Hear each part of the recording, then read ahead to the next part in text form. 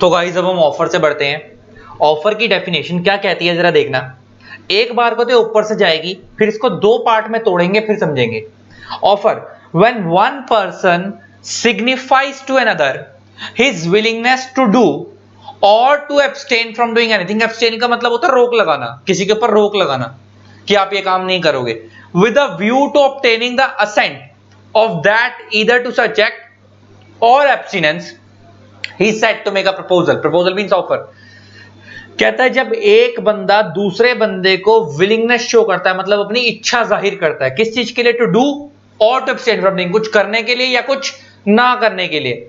With a view to obtaining the assent of such act और abstinence, ताकि वो बंदा उस करने के लिए ना करने के लिए अपनी सहमति दे दे। he said to make a proposal। he said to make a proposal। समझ सर अभी भी कुछ नहीं आया, सब ऊपर से गया। अब देखो, अब पिक्चर चालू कर रहे हैं। अब इस डेफिनेशन को दो पार्ट में तोड़ेंगे, फिर एग्जांपल रखेंगे, फिर समझेंगे। देखो, व्हेन वन पर्सन, अब बड़े ध्यान से सुनना मैं कैसे पढ़ने वाला इस लाइन को। When one person signifies to another his willingness to do anything, anything, ये बीच वाली लाइनों को मैंने इग्नोर कर दिया। When one person signifies to another his willingness to do anything with a view to obtaining the assent of such act, बस यहीं रुक जाओ। He said to make a proposal. जब एक बंदा दूसरे बंदे को अपनी इच्छा जाहिर करता है कुछ करने के लिए, then he said to make a proposal. जैसे एग्जांपल लेके बात करते हैं। ए गया बी के पास और उसको जाकर कहता है I want to sell you my pen at ₹10। A B को जाके ऑफर देता है कि मैं आपको अपना पेन बेचना चाहता हूं 10 रुपए का, क्या आप खरीदोगे? तो ए कौन हो गया? ऑफरर।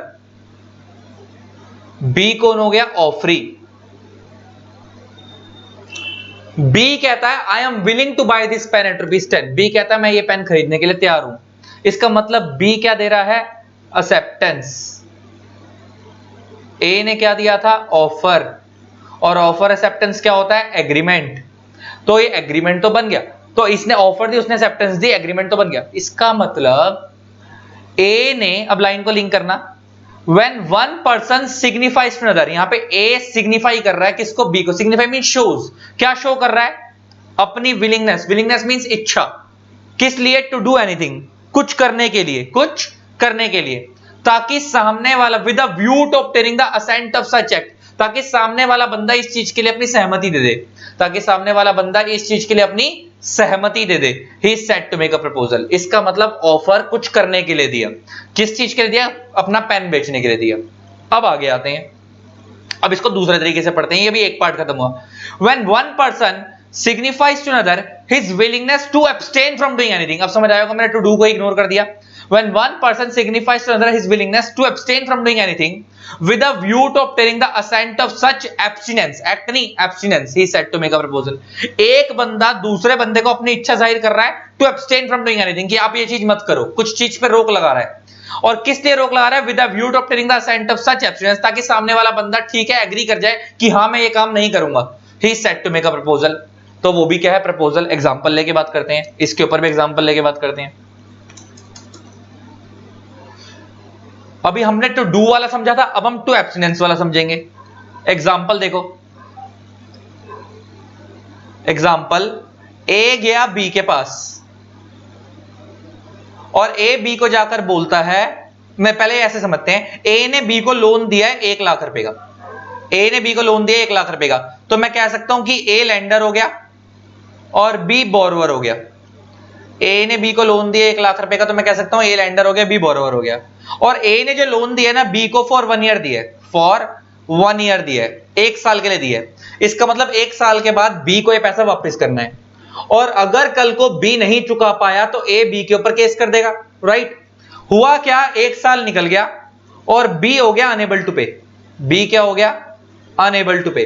और बी कहता है कि भाई मैं तो तेरे ऊपर केस करूंगा, मैं तो तेरे ऊपर केस करूंगा, तू मेरे पैसे नहीं दे रहा, मैं तेरे ऊपर केस करके रिकवर करूंगा। मीनवाइल एक बी का फ्रेंड है सी, ध्यान से सुनना, सी जो है वो ए को ऑफर देता है, सी ए को ऑफर देता है कि भाई मेरी बात सुन, देख उसके ऊपर केस मत कर, तेरे जो पैसे बनते तेरे को पैसे मैं दे दूंगा, लेकिन तू उसके ऊपर केस मत कर।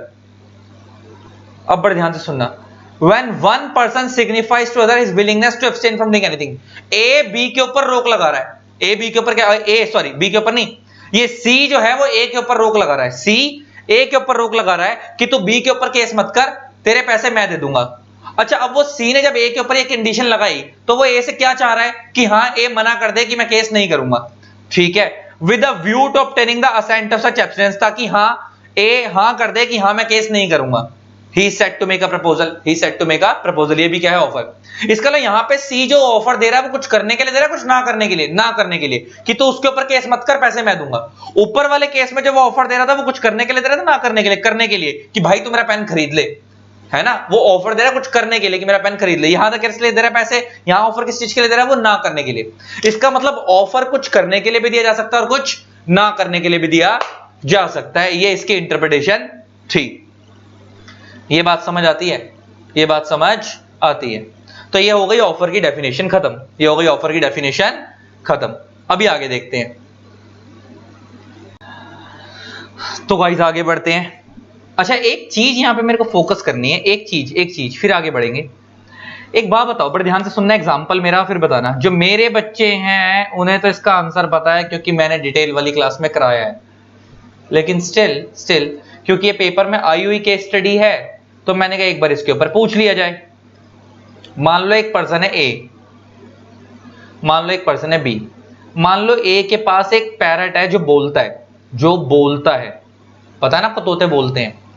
ए ने अपने पैरट को भेजा बी के पास और उसको जाके बोला कि मेरे बिहाफ पे जाकर उसको एक बात बोल दे, उसे एक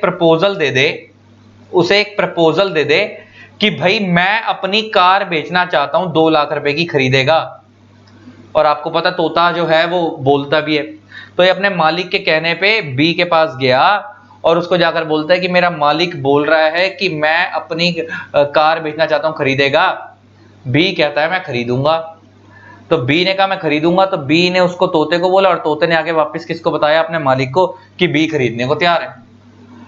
अच्छा, तोता किसके कहने पे गया था, ए के कहने पे। किसके पास गया था, बी के पास। मेरे क्वेश्चन है, क्या ये ऑफर वैलिड है? क्योंकि हमारा लॉ तो ये बोलता है कि आप चाहो तो ऑफर खुद दे दो, चाहो तो अपने एजेंट के थ्रू दे दो। क्या ये तोता ए का एजेंट माना जाएगा? क्या ये ऑफर वैलिड है या नहीं? तोता बोलता है ए के कहने पे गया है, बी के पास गया और प्रूफ है, बी बोल देगा कि हाँ मेरे पास उसका तोता आया था, ये भी मैं कह देता हूं। लेकिन क्या ये ऑफर वैलिड है? बहुत सारे बच्चे कहते हैं सर अगर तोता 18 साल से ऊपर का है तो वैलिड है, वरना नहीं। क्योंकि आपको पता है कि ऑफर जो बंदा कॉन्ट्रैक्ट साइन करता है वो मेजर होना चाहिए। तो बहुत सारे बच्चे वर्ग ऐसे भी कहते हैं सर अगर तोता 18 साल से ऊपर का है तो ऑफर वैलिड है, वरना ऑफर वैलिड नहीं है। क्योंकि तुमने पढ़ा था ना कि ऑफर खाली वही दे सकते हैं, मतलब कॉन्ट्रैक्ट खाली वही कर सकते हैं कंपीटेंट पार्टी है, तो उसमें कंपीटेंट पार्टी के अंदर माइनर नहीं होना चाहिए, अनसाउंड माइंड नहीं होना चाहिए, डिस्क्वालिफाइड लॉ नहीं होना चाहिए। तो बहुत सारे लोग बोलते तोता अगर 18 साल से नीचे का है और उसने ऑफर दिया तो वॉइड है, अगर उसने 18 साल से ऊपर का ऑफर दिया तो वैलिड है। ऐसा अब लाइन को पढ़ना, when one person signifies another, one person को मैंने बोल्ड कर रखा जान के। तोता पर्सन है या बर्ड है? तोता पर्सन है या बर्ड है? बर्ड है। इसका मतलब ऑफर वैलिड नहीं है, ऑफर वैलिड नहीं है। ऑफर जब आप खुद दोगे या अपने किसी एजेंट के थ्रू दिलवाओगे, दोनों बंदे पर्सन होने चाहिए। क्या होने चाहिए? पर्सन। ये तोता एजेंट है, तोता एजेंट नहीं माना जाएगा क्योंकि तोता is not a person, he is a bird. He is a बोलना भी गलत रहेगा, अब वो तो डिपेंड करता है वो क्या है वो। तो चलो ये बात समझ आ गई, तो तोते वाली बात समझ आ गई कि तोता एक बर्ड है, तो ये ऑफर वैलिड नहीं है, नहीं है, नहीं है। चलो ये बात हो गई खत्म। अब आता है मोड्स ऑफ मेकिंग ऑफर। ये आपको ऑलरेडी पता है, एक्सप्रेस ऑफर, इंप्लाइड ऑफर। जो एक्सप्रेस ऑफर जो बोल के कहा या लिख के कहा, इंप्लाइड ऑफर जो ना बोल के कहा ना लिख के कहा लेकिन सर्कमस्टांसेस से पता लग रहा है। वही जो मैंने एग्जांपल दिया था बस वाला, देखो यहाँ पे डला हुआ है ना, बस वाला एग्जांपल। एक मैंने तुम्हारे को मैंने मेट्रो वाला दिया था, वगैरह वगैरह। नेक्स्ट आता है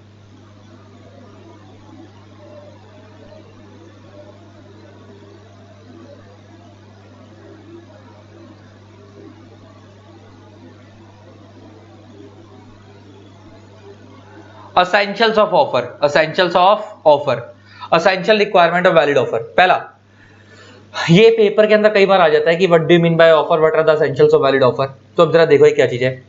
पहला कहता है N offer must be certain, N offer must be certain. Certain का मतलब होता है निश्चित, सर्टेन मींस निश्चित, हिंदी में बोले तो। जैसे एग्जांपल लेके बात करते हैं, बड़े ध्यान से सुनना।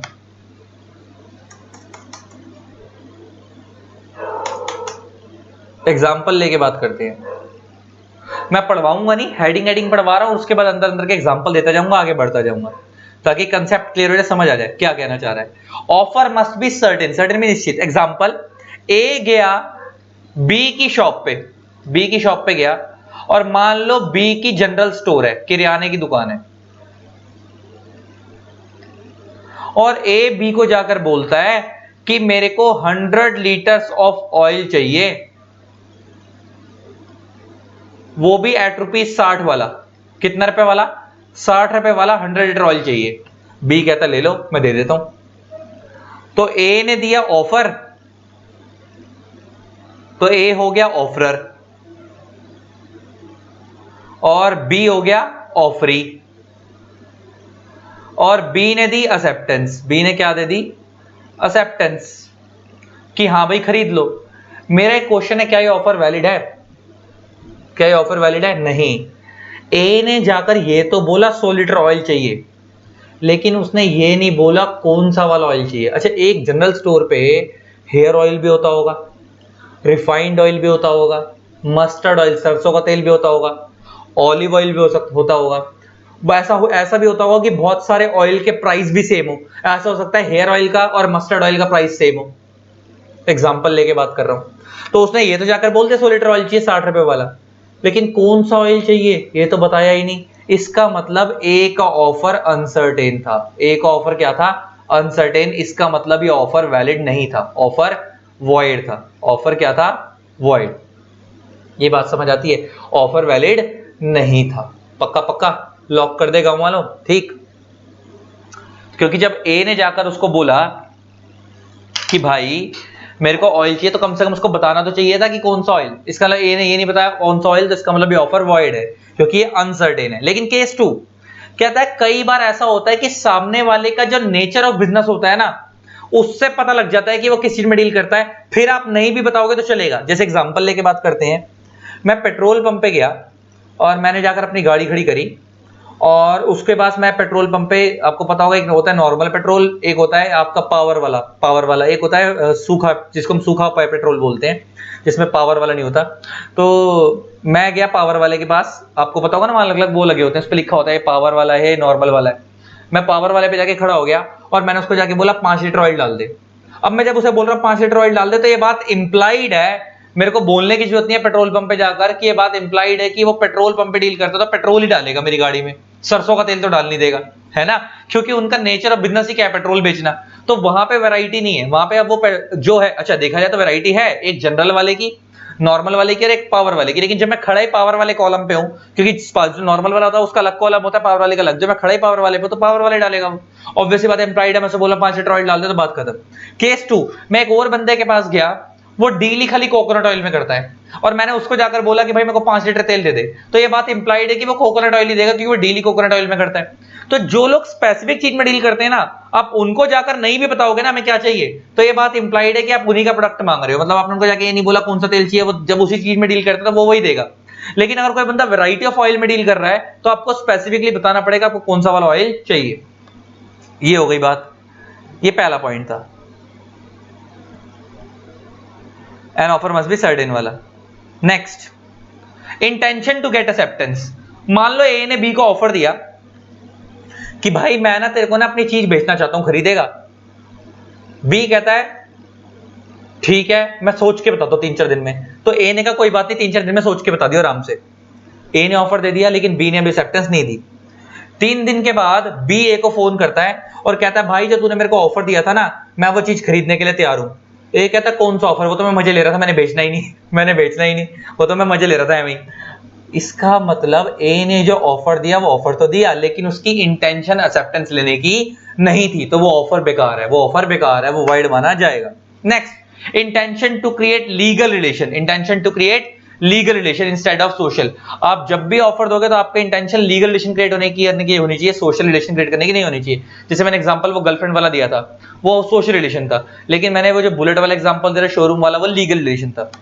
Next, every offer must be communicated. आप जो भी ऑफर दोगे सामने वाले को कम्युनिकेट करोगे, खाली मन में नहीं सोच लोगे, खाली मन में नहीं सोच लोगे कि मैं बेचने को तैयार हूं। Next, an offer must not impose on the offeree the burden to communicate his decision. बड़े ध्यान से सुनना क्या है, बड़े ध्यान से सुनना क्या है। ए बी को ऑफर देता है कि भाई मैं तेरे को अपनी घड़ी बेचना चाहता हूं, अगर तूने 10 दिन में जवाब नहीं दिया, अगर तूने 10 दिन में जवाब नहीं दिया तो मैं मान लूंगा तो मेरी घड़ी खरीदने के लिए तैयार है। अच्छा, इसका मतलब मैं बी के ऊपर बर्डन डाल रहा हूं। वो बेचारा मन में यही सोचता रहेगा कि यार अगर मैंने 10 दिन में जवाब नहीं दिया तो ये मान लेगा मैं घड़ी खरीदने को तैयार हूं और मेरे को मजबूरी में खरीदनी पड़ेगी, तो मैं उसको फोन करके ना करता हूं कि भाई मेरे को तेरी घड़ी नहीं खरीदनी।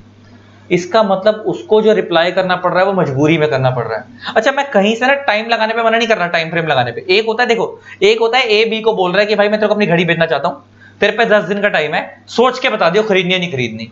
बी कहता है ठीक है सोच के बता दूंगा। तो यहां पे हमने टाइम लगाया, लेकिन हमने यहां पे बी के ऊपर कोई बर्डन नहीं डाला, हमने ऑप्शन दिया तेरी मर्जी है, खरीदना खरीद लियो, नहीं खरीदनी बता दियो, कोई बात नहीं। लेकिन केस 2, ए बी को बोलता है कि भाई मैं तेरे को अपनी घड़ी बेचना चाहता हूं, 10 दिन का टाइम है, अगर तूने 10 दिन में जवाब नहीं दिया तो मैं मान लूंगा तू घड़ी खरीदने के लिए तैयार है। इसका मतलब मैं उसके ऊपर एक बर्डन डाल रहा हूं to communicate his decision, this is void, this offer is void. देखो, an offeror must not impose on the offeree the burden to communicate his decision. एक ऑफरर ऑफरी के ऊपर कभी भी बर्डन नहीं डालेगा to communicate his decision. Next आता है, special conditions attach with an offer must be communicated. Special conditions attach with an offer must be communicated. अब ये क्या चीज है जरा देखना, थॉमस वर्सेस एसएम रेलवे का केस था ये। इस केस में क्या हुआ था मैं जरा बताता हूं। हुआ क्या,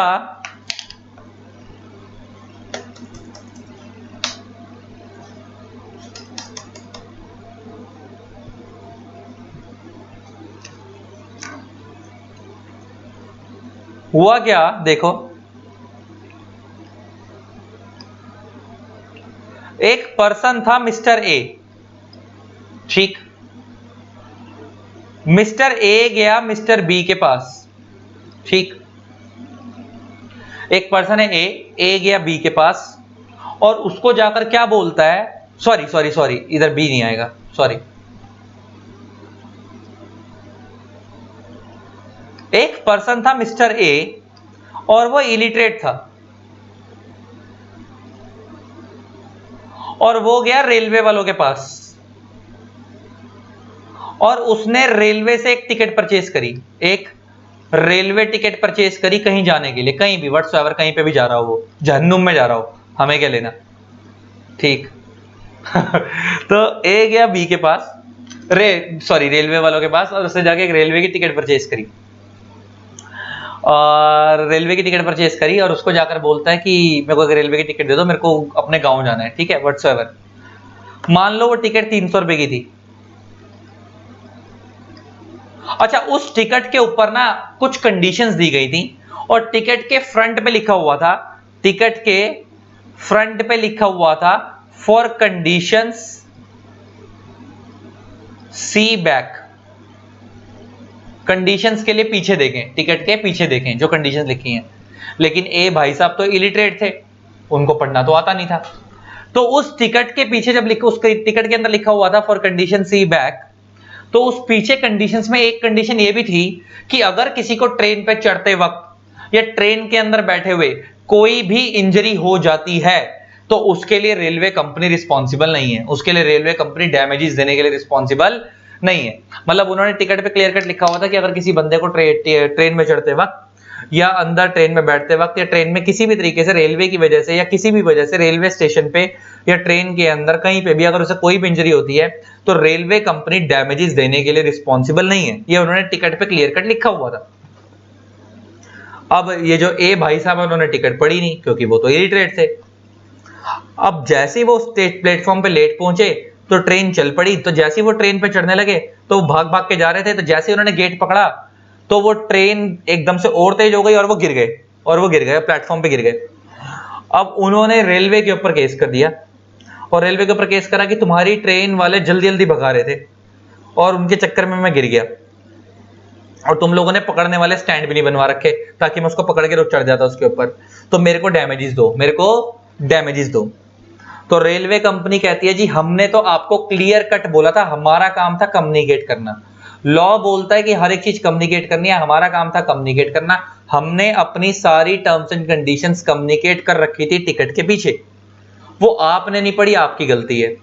अब ए भाई साहब क्या बोलते हैं, बड़े ध्यान से सुनना। ए कहता है जी मैं तो इलिटरेट था, मैं तो गवार था, अनपढ़ था, मेरे को तो पढ़ना लिखना ही नहीं आता, तो मैंने पढ़ा ही नहीं, तुमने क्या लिख रखा है, इसमें मेरी क्या गलती है बताओ, इसमें मेरी क्या गलती है। तो मेरे को पैसे चाहिए, मेरे को तुम्हारे से, मैं नहीं मान रहा, मेरे को मेरे पैसे चाहिए वरना मैं तुम्हारे ऊपर केस करूंगा, वो ये कहता है। तो केस चला ही गया कोर्ट में, वो माना नहीं, रेलवे वाले माने नहीं, रेलवे कहते हम नहीं देंगे, वो कहता मैं मानूंगा नहीं, मेरे को पैसे चाहिए। कोर्ट में केस गया, तो जज ने क्या बोला होगा, जज ने ये बोला कि भाई देखो तुम पढ़े लिखे नहीं हो, वो तुम्हारी गलती है। क्या रेलवे वाले की जिम्मेवारी बनती है कि हर बंदे को रोक रोक के पहले ट्रेन में घुसने से पहले रोके, हाँ भी रुको रुको रुको, हमारी टर्म्स एंड कंडीशन पहले पढ़ के जाओ, पता बंदर जाना, तुम्हें सबको पढ़ा, तुम पढ़े लिखे नहीं, तुम्हारी गलती है। क्या रेलवे वालों की जिम्मेवारी है कि तुम्हें पढ़ाए बैठा के पहले? नहीं, रेलवे कंपनी का काम था कम्युनिकेट करना, उन्होंने कर दिया, आपने पढ़ा नहीं पढ़ा वो आपकी गलती है। तो जज ने जजमेंट दी कि railway company will not be liable for any damages, will not be liable to pay any kind of damages. Railway company किसी भी तरीके के डैमेजेस पे नहीं करेगी। इस केस में जजमेंट आई, उनका काम था कम्युनिकेट करना, उन्होंने कर दिया। ठीक, ये हो गई सिक्स्थ कंडीशन भी खत्म। अब पढ़ते हैं, अब ये जो मैं पढ़ाने जा रहा हूं ना ये इंपॉर्टेंट, इसके ऊपर एक आध क्वेश्चन भी आया हुआ पीछे, मैं तुम्हें बताता हूं, देखते हैं क्या है ये। तो गाइस आगे बढ़ते हैं, देखो क्या कहता है। पहला, एन ऑफर, इसको पढ़ना कैसे देखो, an offer is different from an answer to a question, an offer is different from an invitation to an offer. समझ आ गया ना पढ़ना कैसे? ऑफर डिफरेंट है किससे? आंसर टू अ क्वेश्चन से।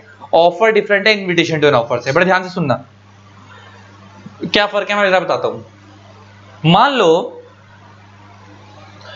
मैं कोई एक सामने बंदा बैठा हुआ है, मेरा फ्रेंड है, मैंने उसके हाथ में ना एक वॉच देखी, बड़ी सुंदर लग रही थी। मैंने बोला भाई तेरी घड़ी तो बड़ी सुंदर लग रही है, कितने की लाया है? उसने कहा 1000 रुपए की। मैंने कहा पकड़ 1000 रुपए, चल घड़ी दे। वो कहता है पागल पागल है क्या? वो कहता है तूने मेरे से पूछा, मैंने तेरे को बता दिया। वो कहता है भाई मैंने तेरे से अभी पूछा, इसका मतलब वो ऑफर था।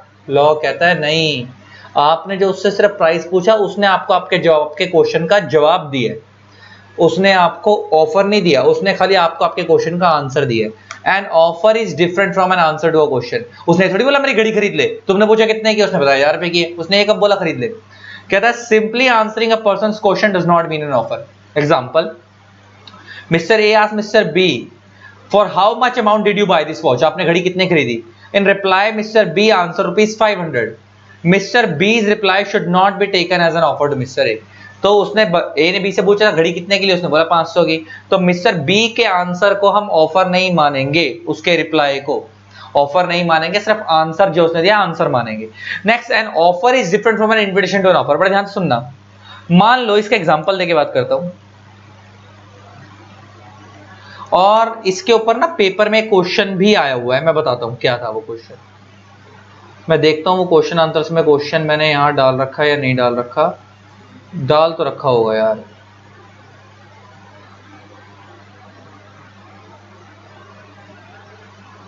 पहले मैं एक बार वो क्वेश्चन भी ढूंढ लूं ना, साथ साथ ही फिर वो क्वेश्चन भी प्रैक्टिस करवा दूंगा, अगर वो मिलता है तो। नहीं मिलता तो मैं फिर ऐसे ही प्रैक्टिस करवा दूंगा, ऐसे ही बता दूंगा कंसेप्ट क्या है।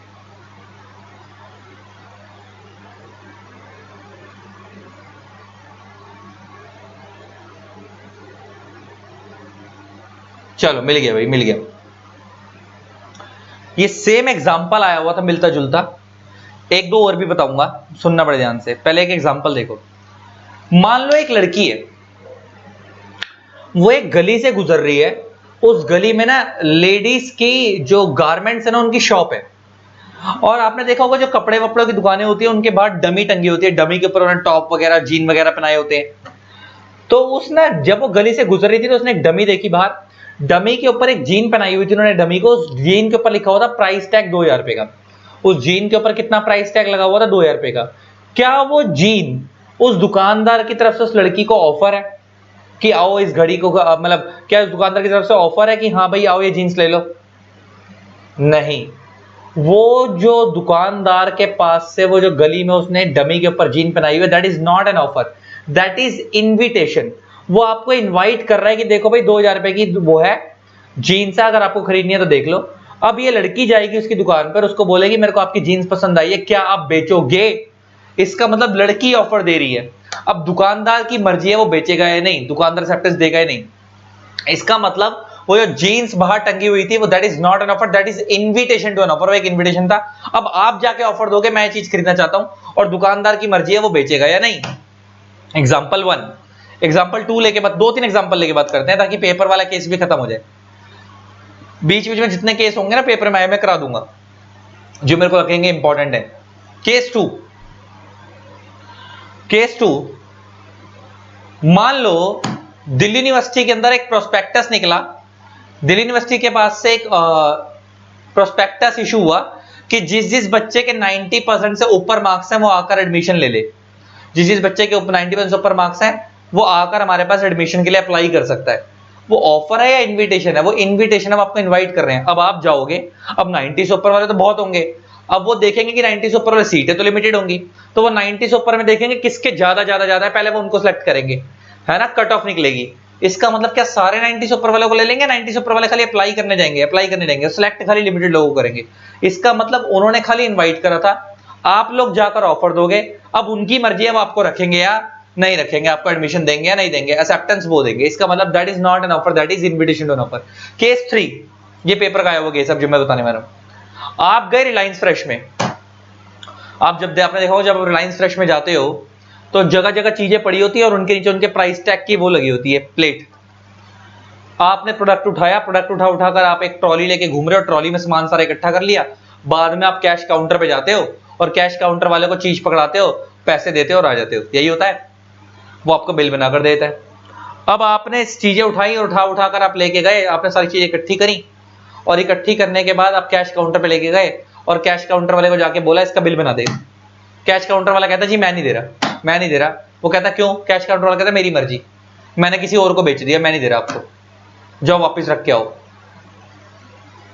दुकानदार वो कस्टमर बोलता है मैं तुम्हारे ऊपर ब्रीच ऑफ कॉन्ट्रैक्ट का केस करूंगा, तुमने कॉन्ट्रैक्ट तोड़ा है। मेरा एक क्वेश्चन है, क्या कॉन्ट्रैक्ट हुआ था? क्या वो रिलायंस फ्रेश की जो चीजें पड़ी हुई थी वो रिलायंस फ्रेश की तरफ से आपको ऑफर था, इनविटेशन था? इनविटेशन था। आप अंदर घुसे, आपको चीजें पसंद आई, वो उन्होंने इनवाइट करा, आपने चीजें इकट्ठी करी।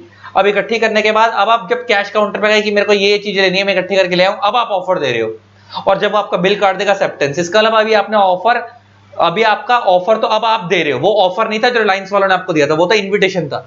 ऑफर आप दोगे कैश काउंटर पे जाके और उसकी मर्जी है वो एक्सेप्टेंस देगा या नहीं देगा। वो अलग बात है कि प्रैक्टिकल लाइफ के अंदर तो कैश काउंटर पे अगर ऐसा आपके साथ होता है आप उनके मालिक को केस कर सकते हो, मालिक को बोल सकते हो कि देखो आपका नौकर ऐसे बिहेव कर रहा है, कैश काउंटर कैशियर ऐसे बिहेव कर रहा है। तो प्रैक्टिकल लाइफ के अंदर तो जो मालिक है वो उस नौकर को निकाल देगा। लेकिन अगर एज पर लॉ में बात करूं तो अगर तुम किसी किराने की दुकान पे जाओ और उसके मालिक को जाकर बोल दो चीजें पड़ी हुई, देखो मालिक की किराने वाला ने डिस्प्ले पे लगाई होती है चीजें, और तुमने उसको उठा के चीजें ये रखी ये रखी ये रखी, आपने उठाकर काउंटर पे रखी उसके और बोला मैंने 4 चीज ले इसके बिल बना दे, और दुकानदार कहता है मैं नहीं दे रहा, वापस रख दे इसको जहां से उठाई है, तो क्या तुम उसके ऊपर केस कर दोगे? नहीं, क्योंकि वो दुकानदार ने आपको ऑफर नहीं दिया था, वो इनविटेशन था। आप उसके पास जब उस चीजें आपने उठाई और आपने का बिल बना दिया, वो आपने ऑफर दिया, अब उसकी मर्जी है बिल बनाएगा, एक्सेप्टेंस देगा या नहीं। इसका वाला सेम जो रिलायंस वाला केस था वो ऑफर नहीं था, वो इनविटेशन था, अब उसकी मर्जी है वो एक्सेप्टेंस देगा या नहीं। अब इस केस में देखते हैं क्या हुआ था। देखो कहता है, एक क्वेश्चन नंबर 28 है मेरी बुक में, a shopkeeper displayed a pair of dress in the showroom.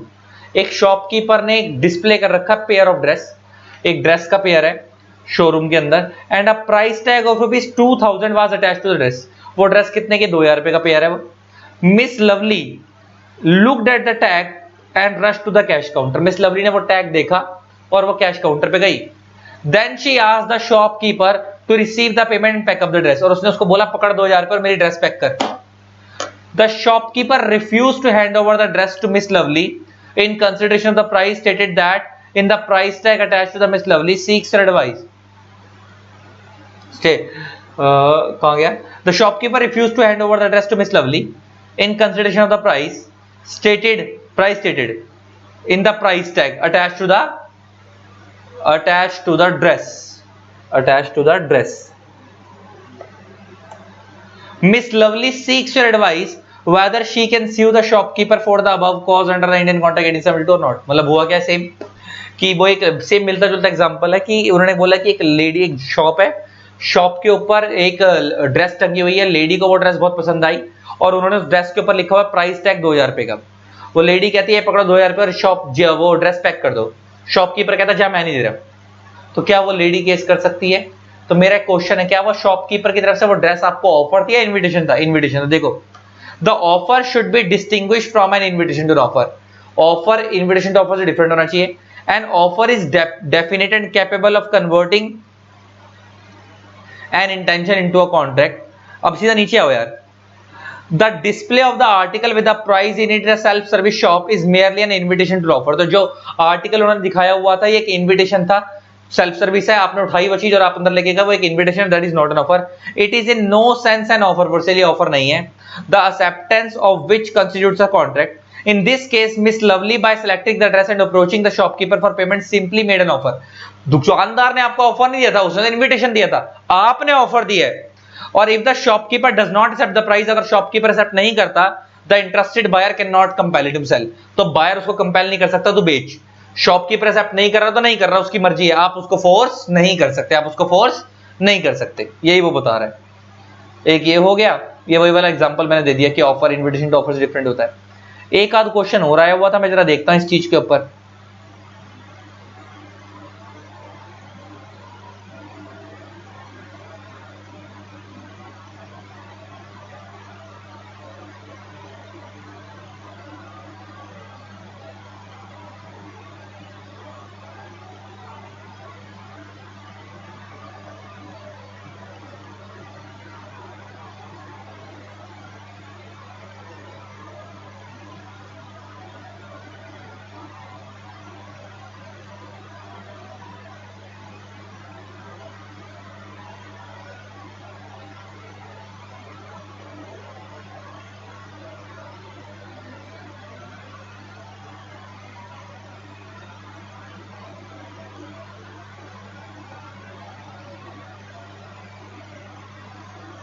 देखो देखो देखो question 12, Arun seeing a watch in Varun shop.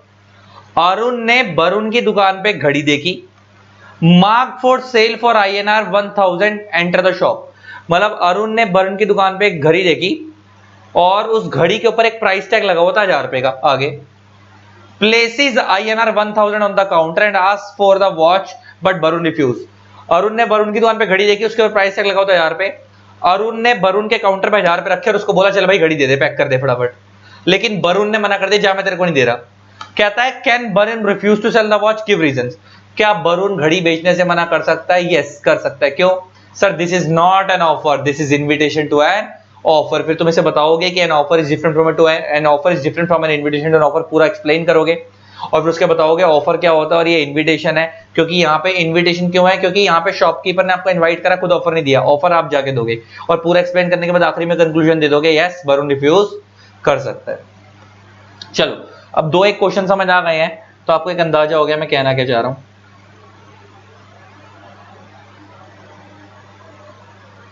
अब और आगे बढ़ते हैं।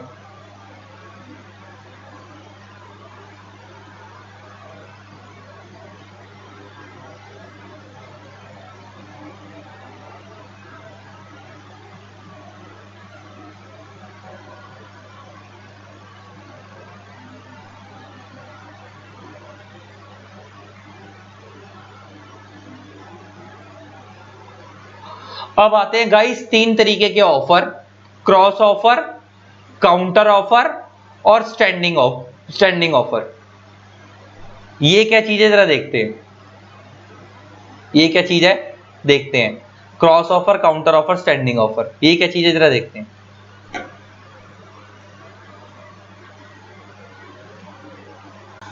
तो गाइस अब देखते हैं क्रॉस ऑफर। कहता है when two parties make identical offers to each other. What is identical? Identical और सिमिलर में फर्क पता है ना? Identical means same in all respects, similar का मतलब होता है मिलता जुलता, like Adidas Abibas, that is similar. Puma Poma, similar, not identical. Identical means बिल्कुल हूबहू सेम, जिस चीज के लिए बात की जा रही है सब कुछ same. When two parties make identical offers to each other in ignorance of each other offer, दोनों पार्टीज का ऑफर इग्नोर करते हुए, both offers are termed as cross offers, दोनों को ही क्रॉस ऑफर बोलेंगे। जरा समझो इसका मतलब क्या है। प्रैक्टिकली ये कंसेप्ट ना आज की डेट में फॉलो नहीं होता, ये बाबा आदम के जमाने का कंसेप्ट है हमारा। एक जमाने जब हम कहते थे ना कि किसी जमाने में पढ़ा करते थे, ये कॉन्ट्रैक्ट एक्ट कब का, 1872 का। जिस टाइम ये लॉ बनाया गया था उस टाइम पे आपको पता है इंटरनेट वगैरह ये सब चीजें तो हुआ नहीं करती थी, फोन वगैरह तो नहीं हुआ करते थे, तो उस टाइम पे कैसे बात होती थी, फैक्स के थ्रू, वो फैक्स कह रहा हूं सॉरी, पोस्ट के थ्रू, चिट्ठी के थ्रू। अब जरा समझना, मान लो एक पर्सन है ए, मान लो एक पर्सन है बी, हम एग्जांपल रखते हैं 1873, 72 में एक्ट आया, 1873 को ए ने बी को ऑफर दिया अपना फर्नीचर बेचने के लिए। क्या बेचने के लिए? फर्नीचर बेचने के लिए एट ₹2000 2K। बच्चा कहता सर 2000 रुपए का फर्नीचर। बेटा एग्जांपल कब का है? 1873 का। उस टाइम पे 2000 रुपए बहुत होते होंगे, सुना होगा ना अपने घर से, हमारे घर वाले कहते नहीं है, कभी कभार सुना होगा ना पापा के मुंह से, हमारे जमाने में 1 रुपए में राशन आ जाता था, तुम्हारा आजकल तुम बच्चों का 200-250 रुपए में भी कुछ नहीं होता है ना। तो ये उस जमाने की बात चल रही है, उस जमाने की, बाबा आदम के जमाने की। ठीक, तो 1873 को ए ने बी को ऑफर दिया कि भाई मैं अपना फर्नीचर बेचना चाहता हूं। अच्छा, ये चिट्ठी मान लो ये ए जो है वो दिल्ली का है, बी जो है वो मुंबई का है, और मान लो एक चिट्ठी दिल्ली से मुंबई पहुंचने में 7 दिन लगते हैं, तो 1 तारीख को तो गई है, तो मान लो कि ये मान के चलते हैं कि सुबह सुबह छोड़ी थी तो पूरा 1 का दिन भी मिल गया, सुबह सुबह चिट्ठी डाल दी थी हमने, तो 7 दिन का मतलब है 7 तारीख को यहां पे पहुंच जाएगी।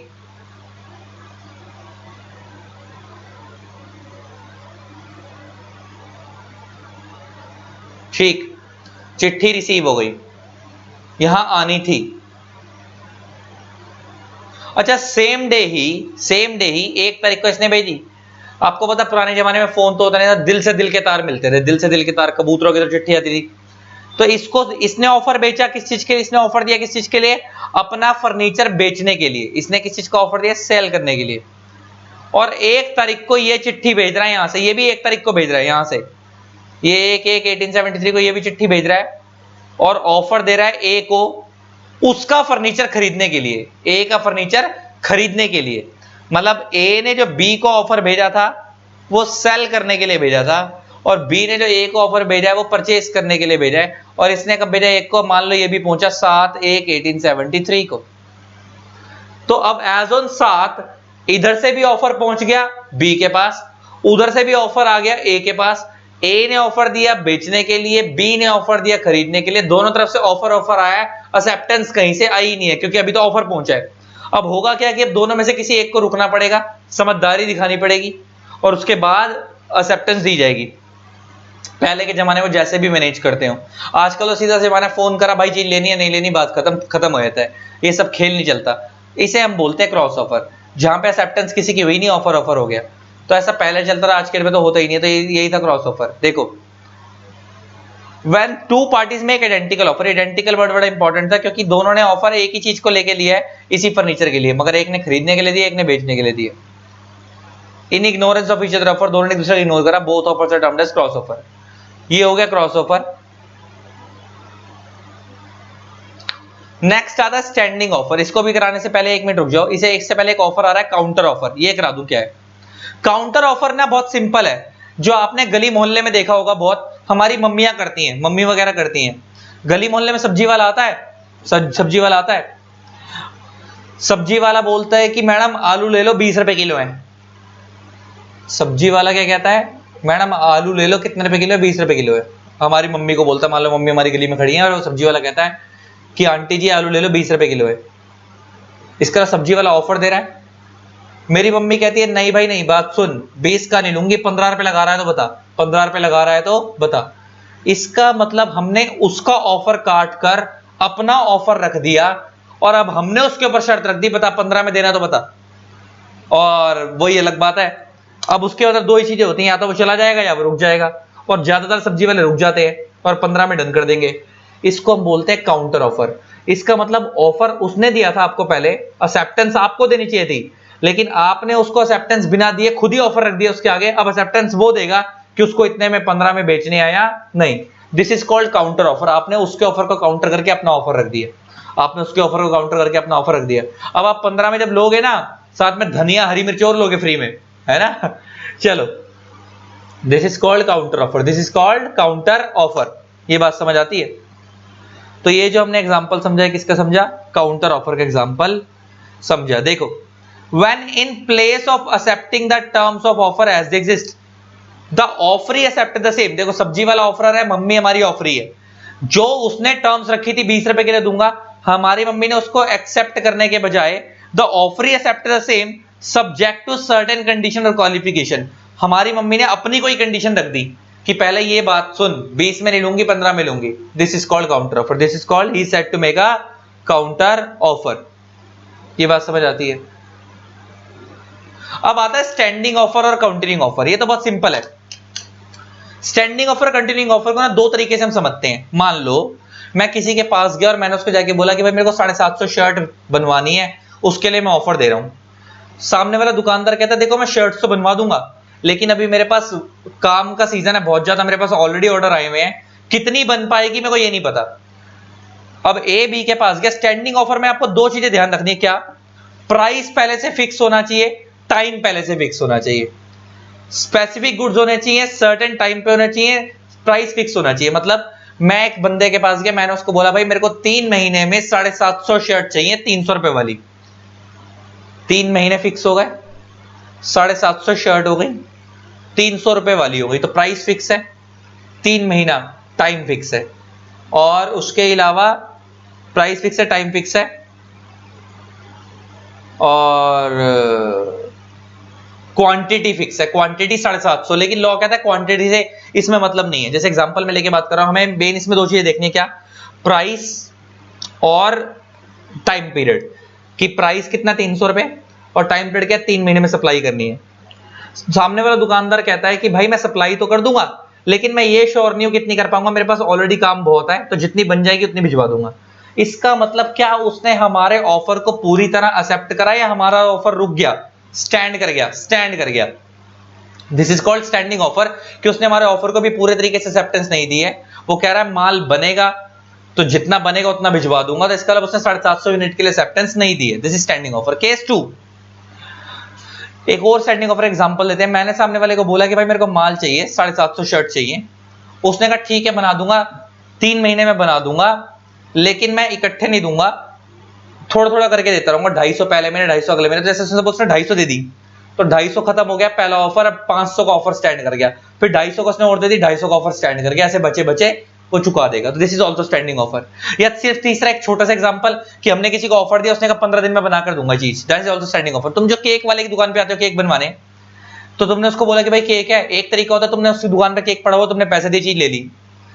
एक होता है तुमने उसको बोला केक बनवाना है, तो उसने बोला शाम तक आना बना कर दूंगा। इसका तुम्हारा ऑफर अभी स्टैंड कर गया, शाम को पूरा होगा। शाम को वो क्या होगा? पूरा, जब केक बन जाएगा। That is also standing offer.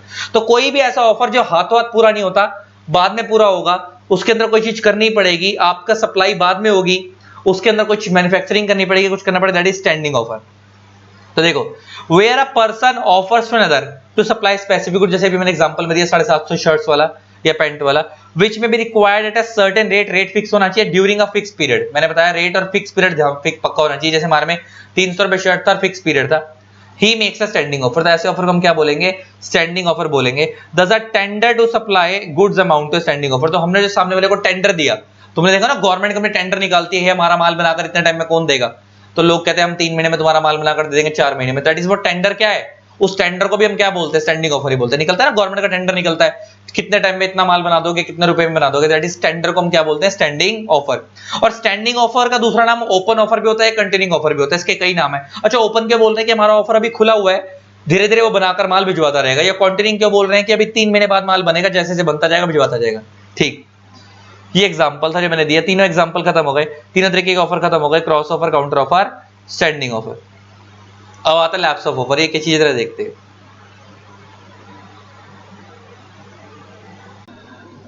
तो गाइस अब हम आगे बढ़ रहे हैं, हम पढ़ रहे हैं लैप्स ऑफ ऑफर और modes of revocation of offer. अच्छा एक चीज बता दूं तो मैं ना इस लाइन में, ये पेपर में पहले तो लिख लो, मोस्ट इंपॉर्टेंट टॉपिक है, कई बार आया हुआ है, मोस्ट मोस्ट मोस्ट इंपॉर्टेंट है। देखो लैप्स का मतलब होता है कम्स टू एन एंड, खत्म हो जाना, और रेवोकेशन का मतलब होता है कैंसलेशन। Revocation means cancellation. अब लॉजिकली ना जैसे समझना ए और बी के बीच में कॉन्ट्रैक्ट हुआ, ए और बी के बीच में कॉन्ट्रैक्ट हुआ किसी भी चीज को लेके व्हाटसोएवर। अब देखो मान लो बी की हो गई डेथ और उसकी वजह से वो कॉन्ट्रैक्ट पूरा नहीं हो पाया, क्योंकि ए सप्लाई, सपोज मान लो ए ने कोई 100 यूनिट सप्लाई करनी थी और बी की हो गई डेथ और उसकी वजह से ए अब सप्लाई नहीं कर पाया बी को, तो कॉन्ट्रैक्ट खत्म हो गया, लैप्स हो गया। तो इसका मतलब ये ए ने रिवोक नहीं करा है, कैंसिल नहीं करा है, ये लैप्स हो गया, कम्स टू एन एंड, खत्म हो गया। क्यों खत्म हो गया? क्योंकि बी की डेथ हो गई। तो बेसिकली यहां पे रेवोकेशन वर्ड बोलना गलत रहेगा, लैप्स वर्ड बोलना सही रहेगा। केस 2, ए और बी के बीच में कॉन्ट्रैक्ट हुआ और 15 दिन के बाद, मान लो बी ने कहा था कि मैं 1 महीने में, मान लो ए और बी के बीच में कॉन्ट्रैक्ट हुआ था कि ए को 100 यूनिट चाहिए बी से, और बी ने बोला कि मैं 1 मंथ में सप्लाई कर दूंगा, 1 मंथ में सप्लाई कर दूंगा। आफ्टर 15 डेज बी बोलता है कि भाई मेरे पास टाइम नहीं है, मैं सप्लाई नहीं कर रहा। बी बोलता है मेरे पास टाइम नहीं है, मैं सप्लाई नहीं कर रहा। इसका मतलब बी कैंसिल कर रहा है कॉन्ट्रैक्ट को। बी क्या कर रहा है? Cancel. This is revocation. This is क्या? रेवोकेशन। अच्छा जब कैंसिल हो गया तो खत्म तो ऑटोमेटिक हो जाएगा, खत्म तो ऑटोमेटिक हो जाएगा, लैप्स तो हो जाएगा, कम्स टू एन एंड तो हो जाएगा। लैप्स का क्या था? Comes to an end. Revocation means cancellation. यहां पे इसने कैंसिल करा है, लेकिन यहां पे इसने कैंसिल नहीं करा था। मैं समझाना ये चाह रहा हूं कि रेवोकेशन लैप्स का पार्ट होता है। रेवोकेशन किसका पार्ट होता है? लैप्स का पार्ट है। लैप्स एक वाइडर टर्म है, उसके अंदर आता है रेवोकेशन। लेकिन तुम्हारे इंस्टीट्यूट वालों ने हरकत क्या कर रखी है, तुम्हारे पेपर में पूछ लिया कि modes of revocation of offer क्या होते हैं, और उसके आंसर के अंदर ये वाला आंसर उन्होंने डाला हुआ था, जबकि लॉजिकली वो मोड्स ऑफ रेवोकेशन नहीं थे, वो modes of lapse of offer थे। रेवोकेशन तो लैप्स का एक पार्ट है, ये रहा पहला पॉइंट, और तुम्हारे इंस्टीट्यूट में उसने पूछ लिया मोड्स ऑफ रेवोकेशन, तो इसलिए मैंने लैप्स ऑफ ऑफर स्लैश करके मोड्स ऑफ रेवोकेशन लिख दिया। लेकिन लॉजिकली ये मोड्स ऑफ रेवोकेशन नहीं होना चाहिए, modes of lapse of offer होना चाहिए। रेवोकेशन तो लैप्स का पार्ट है, रेवोकेशन तो लैप्स का एक पार्ट है। तो मैं ये समझाना चाह रहा था। ठीक, अब स्टार्ट करते हैं, और लिख लेना पेपर में इंपॉर्टेंट है, 2-3 बार आ चुका है, ये इंपॉर्टेंट है बहुत। अब पहला केस, अब हम पढ़ रहे हैं कि एक ऑफर कब तक खत्म हो जाएगा। पहला, revocation of offer by notice. ये सिंपल है, ऑफरर और ऑफरी के बीच में, थोड़ा सा मैं इसको साफ करके नीचे चलते हैं।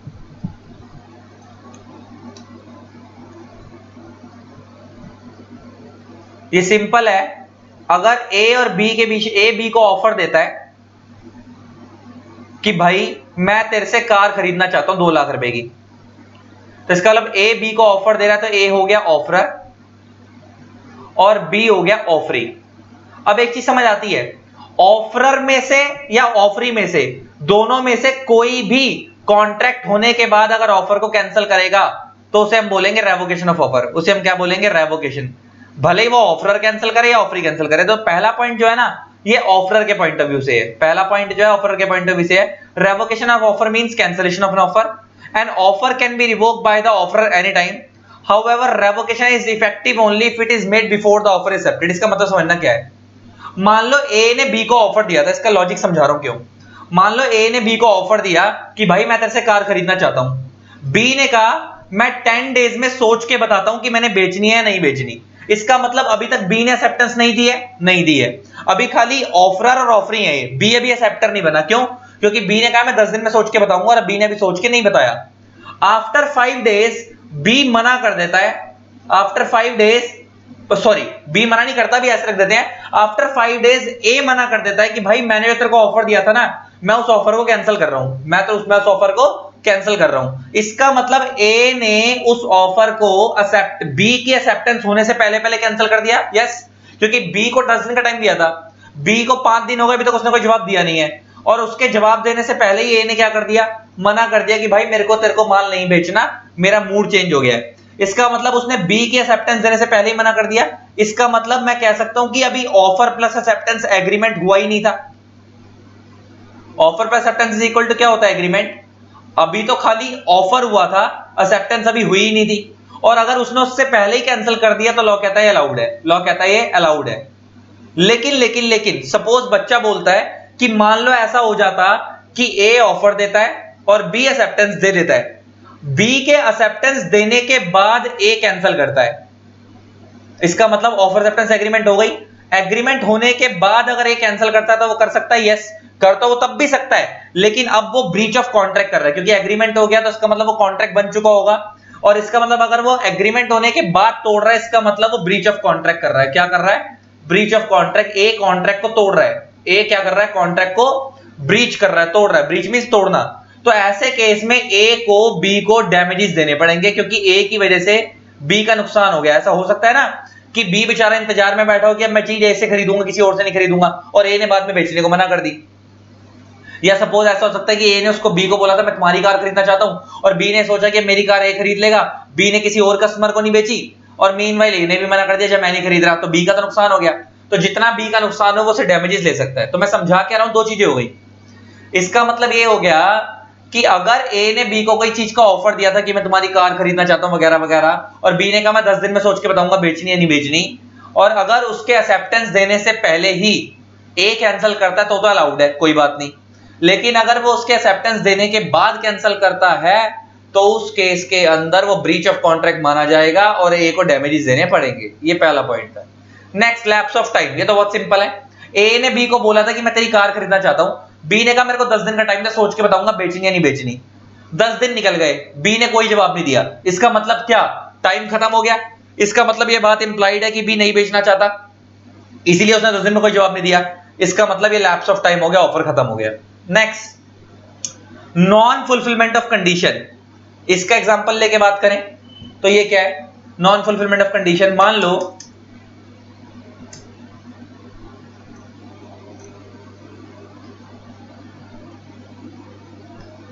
ए गया बी के पास, और मान लो बी का जो है ना इलेक्ट्रॉनिक अप्लायंसेस का शोरूम है,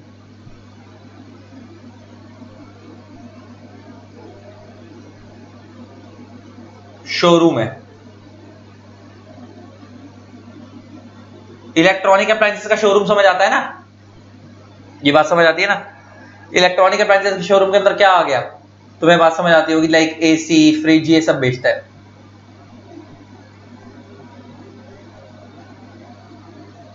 बी, ए ने बी को ऑफर दिया कि भाई मैं आपके पास से टीवी खरीदना चाहता हूं, बी ने कहा ले लो। तो इसका मतलब ए ऑफर दे रहा है, तो ए कौन हो गया, ऑफरर, और बी कौन हो गया, ऑफरी।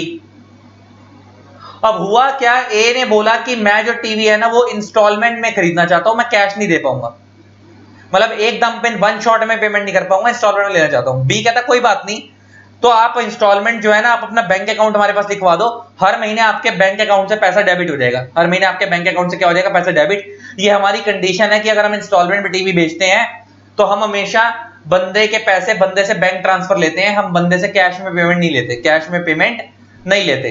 बी कहता है, ए कहता है कि भाई मेरे पास तो बैंक अकाउंट ही नहीं है, तो मैं पेमेंट कैसे करूंगा, मैं तो कैश में दूंगा। बी कहता है वो अलाउड नहीं, हम देते ही नहीं कैश में। इसका मतलब ए जो है वो बी की कंडीशन पूरी नहीं कर पा रहा। बी की कंडीशन क्या है कि वो पेमेंट हमेशा किससे लेगा, बैंक से, और ए क्या बोल रहा है मेरे पास बैंक अकाउंट है ही नहीं। इसका अलावा आपने कंडीशन पूरी नहीं करी, ऑटोमेटिक ऑफर हो जाएगा खत्म, आपका ऑफर खत्म मान लिया जाएगा।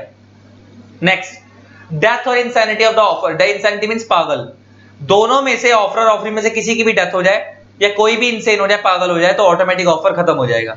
नेक्स्ट होता है काउंटर ऑफर। अच्छा एक बात बताओ, काउंटर ऑफर में ऑफर कैसे खत्म हो जाता है। जैसे एक बात बताओ, तुम्हें मैंने एग्जांपल दिया था मम्मी वाला, सब्जी वाला,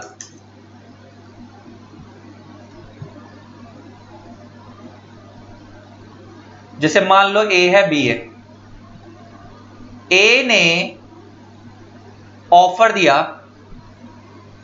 बी को, से सब्जी वाला है कि मैडम आलू खरीदोगे ₹20 पर केजी, पोटैटो खरीदोगे? बी कहती है खरीदूंगी, लेकिन 20 में नहीं खरीदूंगी, 15 में खरीदूंगी, बेचने हैं तो बता। 15 पर केजी खरीदूंगी, बेचने हैं तो बता। इसका मतलब बी ने ए का ऑफर काटकर अपना ऑफर रख दिया। This is counter offer. तो अच्छा, काउंटर ऑफर में जब इसने अपना ऑफर रख दिया तो पहले वाला ऑफर खत्म हो गया। जो बी ए ने जो ऑफर दिया था 20 वाला वो खत्म हो गया, उसकी जगह नया ऑफर आ गया, कौन सा? 15 वाला। इसका मतलब काउंटर ऑफर में पहले वाला जो ऑफर है वो खत्म हो जाता है। लिखा ना, N offer is terminated by the counter offer of the offeree. Offeree कौन है? ये पहले इसने इसको ऑफर दिया था बी को, तो ए हो गया था ऑफरर और बी हो गया था ऑफरी। और बी ने क्या बोला कि नहीं मैं तो 20 में ले लूंगा, 15 में लूंगा। तो इसका मतलब ए बी ने ए का ऑफर काउंटर करके अपना ऑफर रख दिया। इसका मतलब ए का पहले वाला ऑफर लैप्स हो गया, खत्म हो गया। नेक्स्ट आता रिजेक्शन बाय द ऑफर। ये वही वाला ऊपर वाला पॉइंट हो गया, ऊपर वाले पॉइंट से लिंक हो गया। ऊपर क्या था? रेवोकेशन बाय द ऑफरर, नीचे हो गया रेवोकेशन बाय द ऑफर या रिजेक्शन बाय द ऑफर, एक ही बात है। ऊपर ऑफरर ने ऑफर देके मना कर दिया था कि मैंने नहीं खरीद, नहीं मैंने नहीं बेचना या नहीं खरीदना, जो भी है। और नीचे ऑफरी ने मना कर दिया कि नहीं मैं नहीं खरीद रहा। मतलब ऊपर ऑफरर ने ऑफर दिया कि मैं बेचना चाहता हूं और बाद में उसने खुद ही मना कर दिया मैं नहीं बेचना चाहता, तो वो रिजेक्शन बाय द ऑफरर था या रेवोकेशन बाय द ऑफरर था। अब इधर ऑफरर मना नहीं कर रहा, ऑफरी मना कर रहा है मैं नहीं खरीदना चाहता, तो रिजेक्शन बाय द ऑफरी है। नेक्स्ट आता है सब्सिक्वेंटली बिकमिंग इलीगल। मतलब आपने किसी चीज को लेके एग्रीमेंट किया था और वो बाद में चीज इलीगल हो गई। जैसे सपोज ए और बी के बीच में प्लास्टिक बैग्स को लेके कॉन्ट्रैक्ट हुआ था और बी ने बोला था कि मैं 1 महीने में प्लास्टिक बैग सप्लाई कर दूंगा, और आफ्टर 1 मंथ बी ने प्लास्टिक बैग सप्लाई नहीं करे। तो इसका मतलब क्या हो गया? इसका मतलब क्या हो गया? सॉरी, ए और बी के बीच में एग्जांपल समझाता हूं लिख के, तो ज्यादा बेटर समझ आएगा। सब्सिक्वेंटली बिकमिंग इलीगल का मैं ऑलरेडी एग्जांपल समझा चुका हूं वैसे आप लोगों को। मान लो ए और बी के बीच में कोई एग्रीमेंट होता है, किस चीज को लेकर एग्रीमेंट होता है? प्लास्टिक बैग्स को लेकर।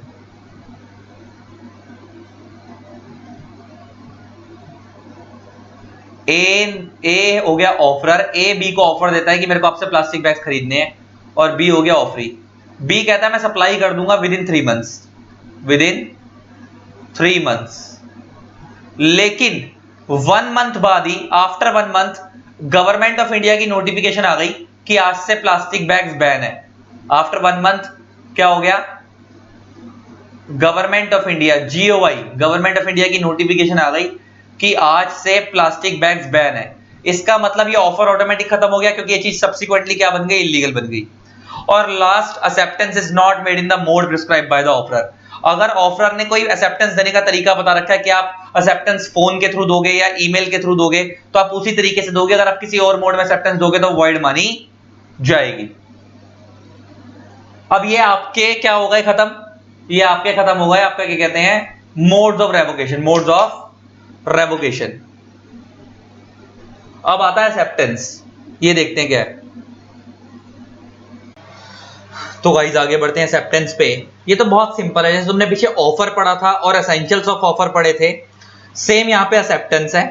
और एक्सेप्टेंस जो है उसके बारे में पढ़ेंगे और उसकी एसेंशियल्स पढ़ेंगे। जैसे ऊपर ऑफर के बारे में पढ़ा था, और ऑफर क्या होता है, इधर एक्सेप्टेंस के बारे में पढ़ेंगे, एक्सेप्टेंस क्या होती है।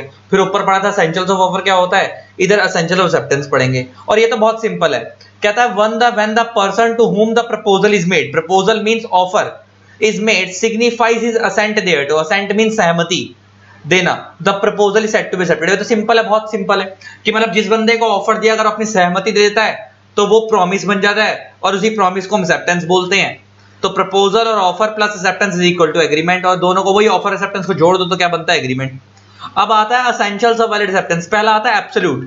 एब्सोल्यूट का मतलब होता है, लिखा ना एब्सोल्यूट एंड अनक्वालिफाइड। इसको पढ़ना कैसे है कि अगर आपने किसी बंदे को ऑफर दिया है तो सामने वाला अगर आपके ऑफर को एज इट इज एक्सेप्ट करता है तो दैट इज एब्सोल्यूट एक्सेप्टेंस। मैंने किसी को बोला आलू 20 रुपए किलो है, सामने वाला कहता है ठीक है पकड़ 20 रुपए मेरे को आलू दे दे, इसका मतलब एब्सोल्यूट एक्सेप्टेंस। सामने वाले ने कोई भी परेशानी नहीं करी, एज इट इज एक्सेप्ट कर लिया। ये अनक्वालिफाइड क्या लिखा है? एब्सोल्यूट एंड अनक्वालिफाइड का मतलब है एक्सेप्टेंस एब्सोल्यूट होनी चाहिए, अनक्वालिफाइड नहीं होनी चाहिए। अनक्वालिफाइड का मतलब है कि अगर कोई बंदा लिटिल बिट भी वेरिएशन करेगा तो वो अनक्वालिफाई हो जाएगी। एग्जांपल पहला केस एग्जांपल मैंने क्या रखा कि अगर मैंने किसी को बोला आलू 20 रुपए किलो लेने हैं, उसने एज इट इज बोला हाँ लेने को तैयार हूं, उसने एक्सेप्टेंस फ्रीली दे दी, इसका मतलब ये एब्सोल्यूट एक्सेप्टेंस है, उसने कोई भी चेंज नहीं करा। केस 2, मैंने किसी को बोला आलू 20 रुपए किलो में खरीदने हैं, सामने वाला कहता है खरीद लूंगा लेकिन 15 रुपए पे खरीदूंगा, इसका मतलब मेरा ऑफर जो है वो क्या हो गया, काउंटर हो गया। सामने वाले ने मेरे ऑफर को क्या कर दिया, काउंटर। और सामने वाले ने जो एक्सेप्टेंस दी है उसको हम बोलते हैं अनक्वालिफाइड एक्सेप्टेंस, क्योंकि उसने मेरे ऑफर के ऊपर एक्सेप्टेंस दी ही नहीं, उसने मेरी एक्सेप्टेंस को, मेरे ऑफर के लिए एक्सेप्टेंस नहीं दी, उसने अनक्वालिफाई कर दिया और उसने अपना ऑफर रख दिया आगे कि भाई मैं तो 20 में नहीं लूंगा 15 में लूंगा, ऐसे को हम बोलते हैं अनक्वालिफाइड। और लॉ कहता है उस चीज को हम काउंटर ऑफर बोलते हैं, उस चीज को हम क्या बोलते हैं, काउंटर ऑफर। तो लॉ कहता है हमेशा ऑफर जो होता है वो एक्सेप्टेंस जो होनी चाहिए वो एब्सोल्यूट होनी चाहिए, और तभी वैलिड मानी जाएगी कि मैंने ऑफर दिया सामने वाले ने एक्सेप्ट कर लिया। अगर वो अनक्वालिफाइड एक्सेप्टेंस है तो उस केस में फिर डिपेंड करता है कि जिसने ऑफर दिया है वो अब माने ना माने। जैसे एग्जांपल काउंटर ऑफर में होता क्या है, देखो ए ने बी को ऑफर दिया कि भाई मैं पोटैटो सेल करना चाहता हूं एट ₹20 पर केजी, बी ने कहा पकड़ 20 रुपए मैं दे रहा हूं, इसका मतलब बी ने जो एक्सेप्टेंस दिया दैट इज एब्सोल्यूट एक्सेप्टेंस। ये क्या है, एब्सोल्यूट एक्सेप्टेंस। लेकिन अगर बी ये बोलता नहीं भाई नहीं मैं तो 20 में नहीं लूंगा 15 में लूंगा, तो इसका मतलब बी ने ए के ऑफर को कट करके अपना ऑफर रख दिया।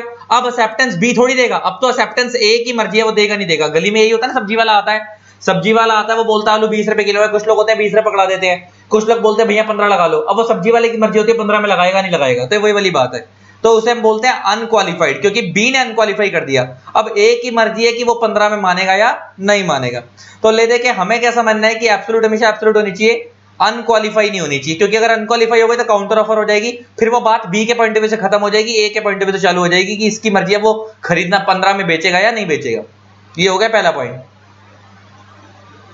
Next, acceptance must be communicated. Obvious सी बात है, मैं किसी को एक्सेप्टेंस दे रहा हूं तो मैं कम्युनिकेट करूंगा। देखो किसी ने मेरे को ऑफर दिया कि भाई मैं चीज बेचना चाहता हूं, खरीदेगा, मैंने कहा 2 दिन में सोच के बताता हूं।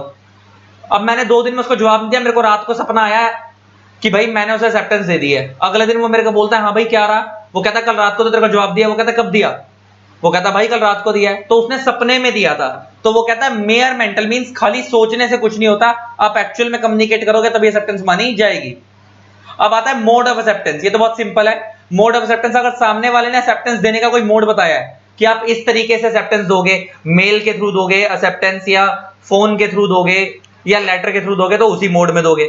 अगर कोई मोड नहीं बताया गया तो रीजनेबल मोड में दोगे, फिर जैसा आपको सही लगे मेल फोन जैसे मर्जी दो। इसका मतलब अगर ऑफरर ने एक्सेप्टेंस देने के लिए आपको कोई मोड बताया है तो उसी मोड में एक्सेप्टेंस दो, अगर ऑफरर ने आपको कोई मोड नहीं बताया तो रीजनेबल मोड में दो। Next, silence can not be prescribed as mode of acceptance. ये तो बहुत सिंपल सा है। मान लो ए जो है वो बी को ऑफर देता है कि भाई मैं तेरे को जो है ना, अब मैं तेरी ना कार खरीदना चाहता हूं, मैं तेरी कार परचेस करना चाहता हूं 2 लाख रुपए की, क्या तू बेचेगा? तो ए हो गया ऑफरर और बी हो गया ऑफरी। और साथ में ना ए ये भी बोलता है कि मैं तेरे को 10 दिन का टाइम दे रहा हूं, अगर तूने मेरे को 10 दिन में जवाब नहीं दिया तो मैं मान लूंगा तू कार बेचने के लिए तैयार है। अगर तूने 10 दिन में जवाब दिया नहीं दिया तो मैं मान लूंगा तू कार बेचने के लिए तैयार है। अब सपोज मान लो 10 दिन निकल गए और उसके बाद और बी ने कोई जवाब नहीं दिया, तो ए पहुंच गया बी के पास, हाँ भाई देखो तेरा मेरा कॉन्ट्रैक्ट हो गया, क्योंकि तूने मेरे को 10 दिन में कोई जवाब नहीं दिया और मैंने तेरे को पहले ही बोला था कि अगर तूने 10 दिन में कोई जवाब नहीं दिया तो मैं मान लूंगा तू कार खरीदने के लिए, तू कार बेचने के लिए तैयार है। तो लॉ कहता है जी नहीं, ऐसा अलाउड नहीं है। Silence can not be treated as acceptance, silence can not be treated as acceptance. B की साइलेंस को आप एक्सेप्टेंस नहीं मानोगे। और इसको अब 2 चीजों से लिंक कर लो, 2 चीजों से लिंक कर लो। अभी तुम ऊपर पढ़ के आए हो एक्सेप्टेंस मस्ट बी कम्युनिकेटेड, क्या बी ने अपनी एक्सेप्टेंस कम्युनिकेट करी? नहीं करी, तो ये तो वहां से डिवाइड हो गया। और एक पॉइंट एक और है जो लिंक करने वाला है, जब तुमने एसेंशियल्स ऑफ ऑफर पढ़े थे तो वहां पे क्लियर कट पड़ा था an offeror must not impose the burden on offeree to communicate his decision. Offeror कभी भी ऑफरी के ऊपर बर्डन नहीं डालेगा टू कम्युनिकेट हिज डिसीजन। यहां पे ऑफरर क्या कर रहा है, बी के ऊपर बर्डन डाल रहा है टू कम्युनिकेट हिज डिसीजन, कि अगर भाई वो कार नहीं बेचना चाहता स्टिल उसको जवाब देना पड़ेगा। तो 3 ग्राउंड्स की वजह से ये ऑफर इनवैलिड है। क्या? पहला तो एक साइलेंस है, साइलेंस कभी एक्सेप्टेंस नहीं मानी जाती क्योंकि एक्सेप्टेंस मस्ट बी कम्युनिकेटेड। तो पहला silence can not be treated as acceptance. Second, acceptance must be communicated. ना तो ये इधर साइलेंस थी तो वो एक्सेप्टेंस नहीं मानी जाएगी, एक्सेप्टेंस कम्युनिकेट होनी चाहिए, वो इसने कम्युनिकेट करी नहीं है। और तीसरा, ऑफरर कभी भी ऑफरी के ऊपर बर्डन नहीं डालेगा, लेकिन यहाँ पे ऑफरर ऑफरी के ऊपर बर्डन डाल रहा है, तो ले दे के ऐसा नहीं होना चाहिए, ये एक्सेप्टेंस वैलिड, ये एक्सेप्टेंस वॉइड मानी जाएगी। नेक्स्ट आता है एक्सेप्टेंस बाय हुम। लॉ वो कहता है जिसको हमने ऑफर दिया वो ये एक्सेप्टेंस देगा, उसके अलावा और कोई एक्सेप्टेंस नहीं देगा। नेक्स्ट आता है टाइम लिमिट। कहता है कि अगर आपने किसी को ऑफर देने के लिए कोई टाइम लगाया, सपोज मैंने किसी को बोला है कि भाई मैं तेरे को कार बेचना चाहता हूं, 10 दिन में बता दियो खरीदनी नहीं खरीदनी। अब देखो यहाँ पे कोई बर्डन नहीं है, ऊपर वाले पॉइंट में नीचे वाले पॉइंट में फर्क है। ऊपर वाला जो मैं अभी एग्जांपल दे रहा था बर्डन वाला, वहां पे मैं ये बोल रहा था कि मैं तेरी कार खरीदना चाहता हूं, अगर तूने 10 दिन में जवाब नहीं दिया तो मैं मान लूंगा तू बेचने के लिए तैयार है, तो वो एक बर्डन था। लेकिन यहां ऐसा नहीं है, टाइम लगाना कोई दिक्कत नहीं है। केस यहां जो एग्जांपल है वो ऐसा है कि मैंने, एक बंदे ने दूसरे बंदे को बोला कि भाई मैं तेरी कार खरीदना चाहता हूं और 10 दिन में मेरे को बता दियो बेचना चाहता है या नहीं। तो बी कहता ठीक है बता दूंगा। इसका मतलब यहां उसने कोई बर्डन नहीं डाला, सिर्फ उसने एक क्वेश्चन बोला कि 10 दिन में बता दियो बेचना चाहता है, ठीक, अगर बेचना चाहता हो तो बता दियो, नहीं बताएगा 10 दिन में तो मैं मान लूंगा तू कार बेचने को तैयार नहीं है, बात खत्म। तो इसमें कोई बर्डन नहीं डाला, तो ऐसा कर सकते हो। तो इसमें ये बता रहा है कि अगर ऑफरर ने ऑफरी के ऊपर कुछ टाइम लिमिट लगाई है एक्सेप्टेंस देने के लिए, तो उतने टाइम लिमिट में एक्सेप्टेंस देनी है। अगर कोई टाइम लिमिट नहीं बताई तो रीजनेबल टाइम में देनी है। Next, acceptance must be given in response to an offer. अगर मैंने किसी को ऑफर दिया तो एक्सेप्टेंस उसी के जवाब में आनी चाहिए। ये नहीं कि मैंने ऑफर दिया ही नहीं, जैसे सपोज मैंने ए ने बी को ऑफर दिया कि भाई मेरी चीज खरीदेगा, और सी बोल रहा है मैं खरीदने के लिए तैयार हूं, क्या ए ने सी को ऑफर दिया? नहीं, तो सी एक्सेप्टेंस दे ही नहीं सकता। तो लॉजिकली लॉ कहता है जब आपको ऑफर मिला ही नहीं तो एक्सेप्टेंस क्यों दोगे? ए ने बी को ऑफर दिया तो बी एक्सेप्टेंस देगा, सी कौन होता है बीच में बोलने वाला? तो आप जिसको ऑफर दिया गया वही उसके रिस्पॉन्स में एक्सेप्टेंस देगा। Next, before the lapse of offer. Lapse of offer means acceptance जब भी दी जाएगी वो लैप्स ऑफ ऑफर होने से पहले पहले दी जाएगी। खत्म हो गया, तो आपका एक्सेप्टेंस खत्म हो गया, ऑफर भी खत्म हो गया। तो आज के लेक्चर को यहीं तक रखते हैं, आज के लेक्चर को यहीं तक रखते हैं। अगली वीडियो के अंदर हम बात करेंगे किससे? कम्युनिकेशन व्हेन कंप्लीट से, कम्युनिकेशन व्हेन कंप्लीट से, ठीक है। आज के लेक्चर को हम यहीं तक रखते हैं, आज के लेक्चर को हम यहीं तक रखते हैं।